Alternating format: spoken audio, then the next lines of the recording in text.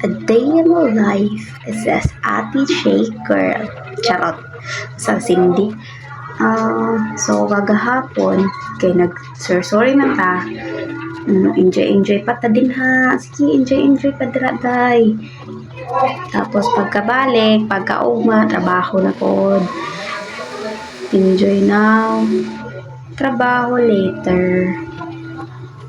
So, back to normal na po ta, guys. Charot. Pero best experience dito siya kagahapon. Grabe. So, to. Nag-shake na lang ko, guys. Kana siya, hindi mo ode ay kanang tawag avocado shake. So, da si ma'am. Tapos, nagbadali siya kay mabtan ko siya kuwan. Yun siya nga. Siya day na. Bilisan naman. Kasi baka mabutan ako ng ulan. Charot.